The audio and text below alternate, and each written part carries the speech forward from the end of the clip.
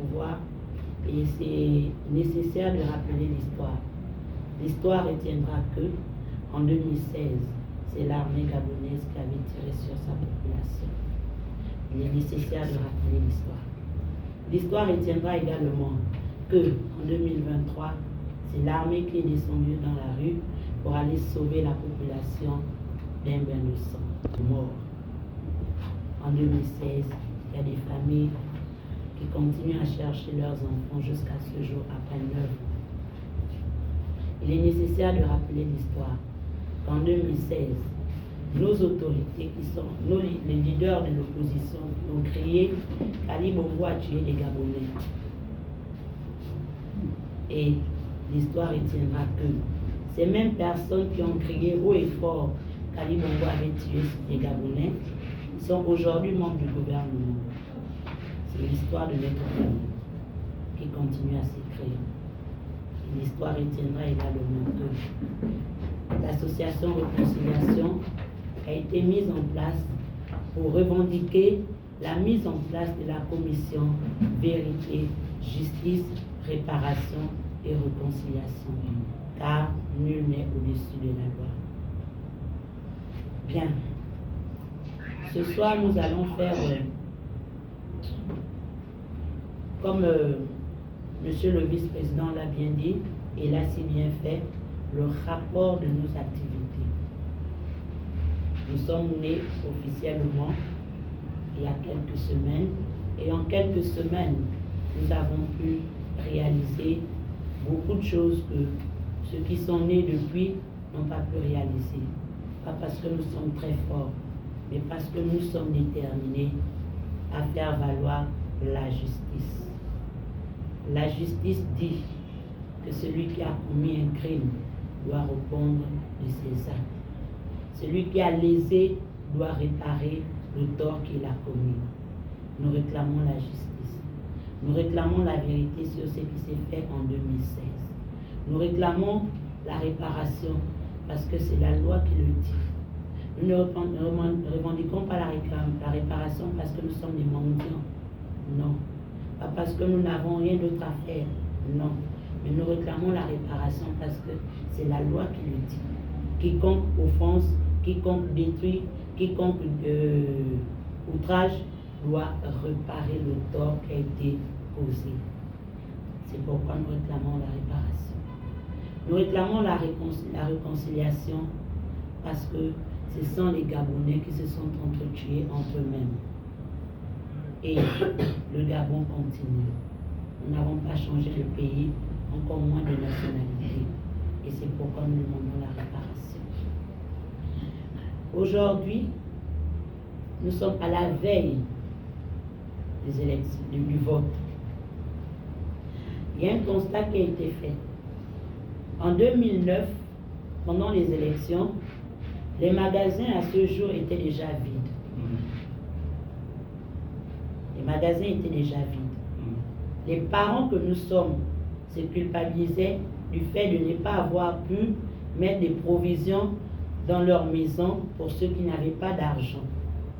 En 2016, ce fut le cas. En 2023 également. Et en 2025, les magasins sont remplis. Les commerçants sont désespérés, je peux le dire, parce qu'ils étaient déjà habitués à ce rythme. Que la période électorale est une période dans laquelle où nous tous, on devait se faire de l'argent, vider nos magasins, vendre même, exagérer sur les prix de certains aliments. Mais aujourd'hui, demain, nous irons dans les urnes. Il y a le calme. Les routes sont calmes. Il n'y a pas de stress. Il n'y a pas de pression. Je ne sais pas si beaucoup comme moi, on peut faire ce constat. Ça a été fait, madame. Et voilà. D'où le but de cette conférence de presse, de ce point de presse. C'est déjà dire félicitations à l'État. C'est déjà dire félicitations à l'armée qui est au pouvoir, qui enfin, aux yeux du monde et des nations amies, comme le dit notre si cher hymne national, a enfin pris des responsabilités en main. S'est enfin rendu compte qu'il fallait le faire. Des élections calmes. Demain, nous irons aux urnes, dans les urnes. Ma carte électeur, s'il vous plaît. Allez voter. Et je vais accomplir mon devoir citoyen en toute liberté. Chose qui ne se faisait plus depuis. C'est une fierté. C'est à féliciter. Et ça, je tenais à ce qu'on dise félicitations à l'armée par des applaudissements, s'il vous plaît.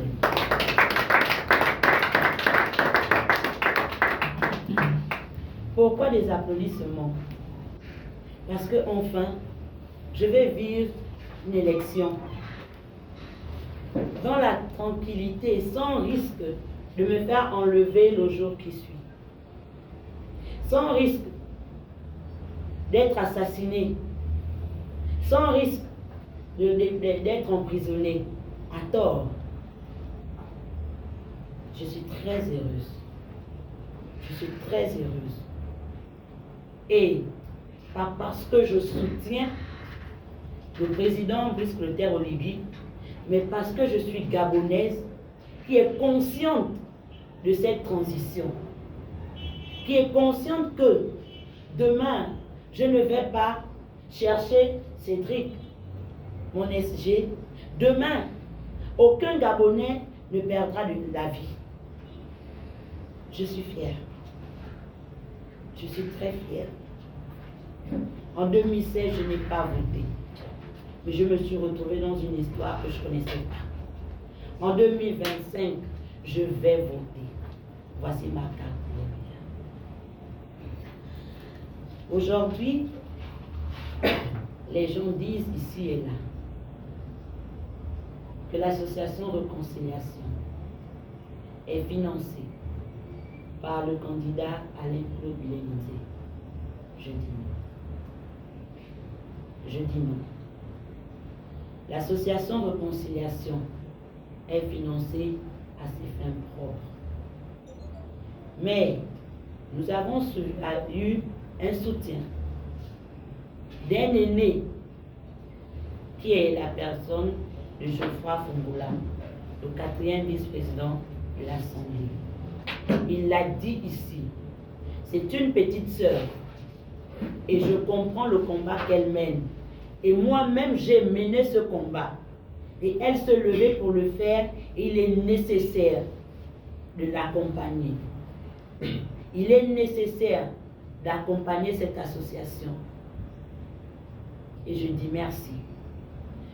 Par ma voix, l'association Réconciliation dit merci à l'honorable Geoffroy pour son accompagnement physique, financier et aussi moral. Nous lui disons merci.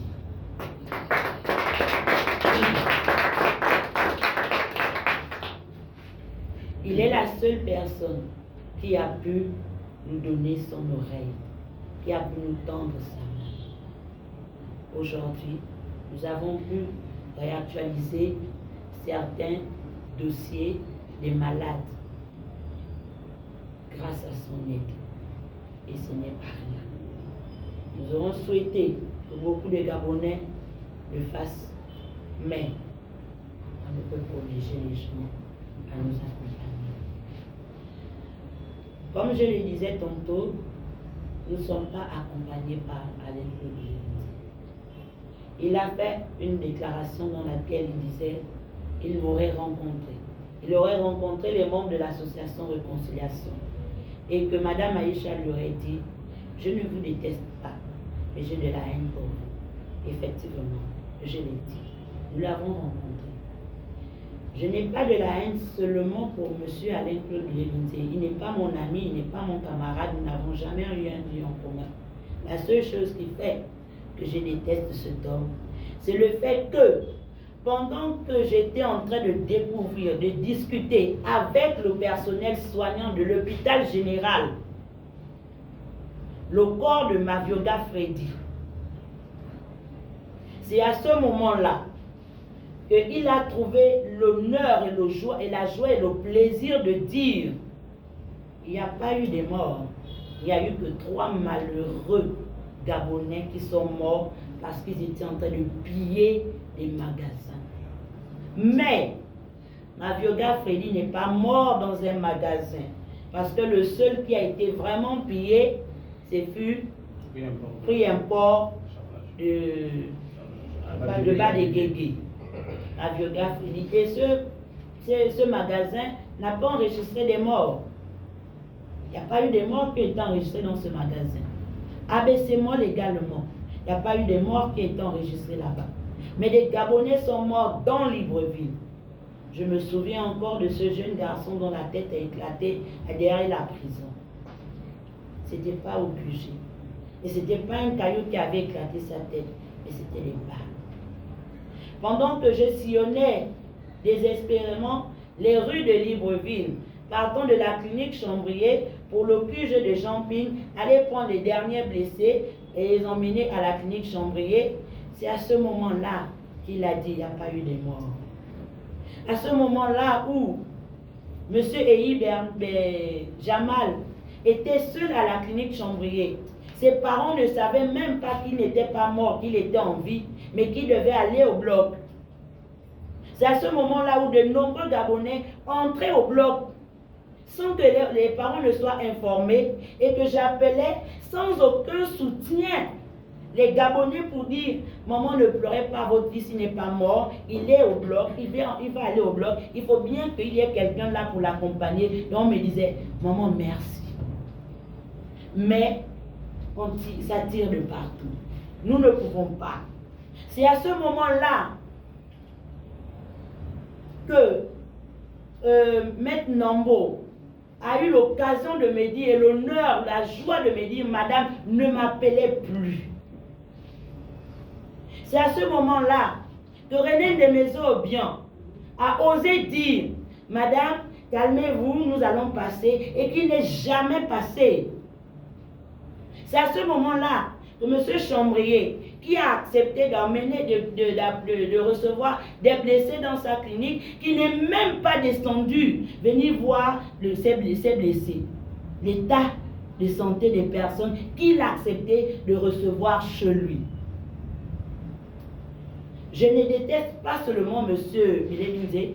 Si mes propos doivent me coûter la prison, que ça me coûte la prison aujourd'hui. Je ne déteste pas seulement M. Alain-Claude Biléminzé, mais toutes les personnes, notamment la personne de Jean Ping et de tous ces leaders qui ont encouragé les Gabonais à aller voter et à aller descendre dans les rues pour revendiquer la victoire, qui après a laissé tomber. Et aujourd'hui, nous voyons ces mêmes personnes autour de M. Clotaire Oligui dire « Nous vous soutenons », encourager encore les Gabonais et aller voter pour ces personnes-là, pour lui aujourd'hui. Mais ce sont ces mêmes personnes qui ont dit « Ali Bongo a tué les Gabonais ». Et ça ne doit pas rester en silence. Ça doit se savoir. Ils sont allés jusqu'à la CPI dire que ça doit se savoir. Mais aujourd'hui, où sont ces personnes? Nous ne sommes qu'une poignée de personnes. Alain-Claude Biléminzé demande la mise en place de la commission vérité et réparation. Il ne demande pas la réconciliation. Je n'ai pas vu ça dans ses propos. Mais aujourd'hui, pour quelqu'un qui est avec nous, il devait être là avec nous. Parce que cette commission nous engage. Il ne demande pas ça pour ses enfants. Parce que ses enfants n'ont pas été lésés. Il demande pour des Gabonais qui ont été lésés. Et nous sommes ces Gabonais. Il est où? Il est où? Et c'est méchant. Qui se lève pour venir dire, elle m'a regardé droit dans les yeux et dire que j'ai de la haine pour vous. C'est sérieux. C'est une campagne où c'est un concours de celui qui l'aime et de celui qui le déteste. Je ne vais pas être très long, mais comprenez que lorsqu'on parle de ce sujet, c'est un moment pour définir, écrire ce que je ressens et ce que nous vivons. nous avons écrit à M. Clotaire Nguema en qualité de candidat, pas pour aller monter sa présence, pour aller monter son argent, mais en qualité de candidat, que nous voulons qu'il nous accompagne et que lorsqu'il va prendre la parole dans ces différents meetings et causeries, qu'il nous accorde du temps, parce que en ce moment, les Gabonais sont à son écoute. Nous l'avons fait pour M. Brice Clotaire Oledi, nous l'avons fait pour la majorité des candidats, mais ceux à 3 ans nous ont répondu. Donc, il y a eu le candidat Iloko, il y a eu le candidat Essengue la Pensée, Essingol, et il y a eu le candidat Alain Claude Zélinzé. Le candidat Brice Clotaire Oledi n'a même pas eu le temps de nous dire oui ou non. Qu'est-ce que ça veut dire? Nous nous sommes levés. Nous avons mis cette campagne de sensibilisation parce que nous nous sommes dit, ce n'est pas parce que nous avons été victimes et lésés par la transition que nous ne devons pas contribuer. Nous avons fait cette campagne de sensibilisation pour accompagner notre gouvernement, pour accompagner notre État à construire un Gabon meilleur, pour marcher dans la sérénité, dans la paix, dans la transparence. Nous avons fait cette campagne de sensibilisation. Ça a porté ses fruits. Nous avons fait notre travail. Nous avons fait notre devoir. Qu'il nous ait répondu ou pas, nous avons fait notre devoir. Nous avons sensibilisé la population. Et nous avons également sensibilisé ceux qui ont voulu être sensibilisés par nous, notamment ces candidats. Aujourd'hui, nous venons dire à la population, essayez de faire comme nous. Essayez de vous rendre utile. Nous n'avons pas dit qu'est-ce que le pays va faire pour nous, mais plutôt qu'est-ce que nous allons faire pour notre pays. Et 2016, c'était un moment, mais le Gabon continue. Nous avons décidé de nous rendre utiles.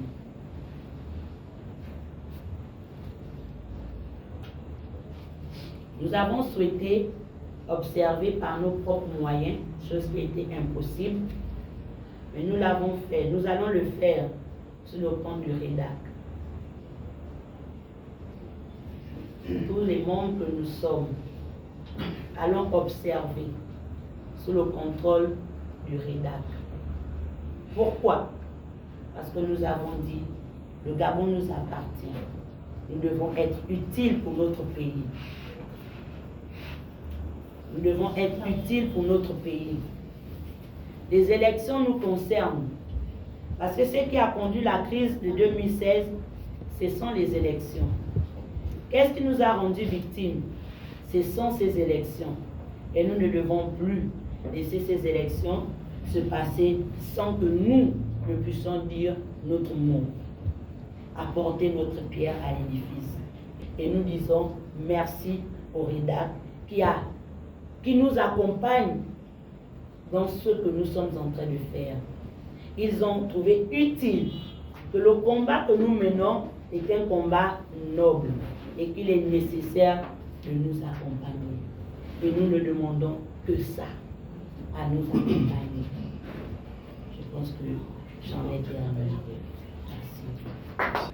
On a pu sentir dans votre propos dommageable parce que si les choses avaient été bien faites par le passé, eh bien cette association ne verrait pas le jour. On se dit, mais tiens, pourquoi dit-il cela?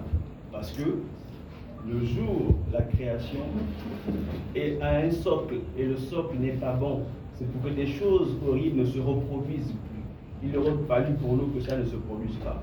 Donc qu'on comprenne bien qu'il n'y ait pas d'ambiguïté, s'il vous plaît, mesdames et messieurs, très chers distingués messieurs et mesdames des médias, ce n'est pas une haine viscérale, non. C'est parce qu'au moment où monsieur le premier, le porte-parole du gouvernement, la personne de Alain Claude Zélinzé, prend la parole, il n'annonce que 3 morts.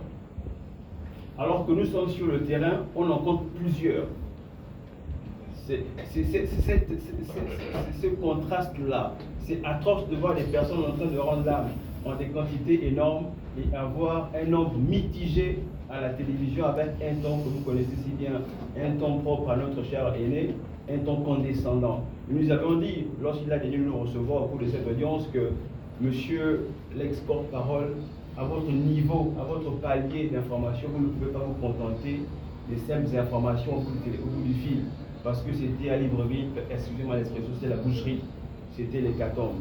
Donc, les propos de notre président viennent bien s'agencer à la différence qu'il y avait entre ce qui avait été déclaré à la télévision et ce qui était constaté sur le terrain.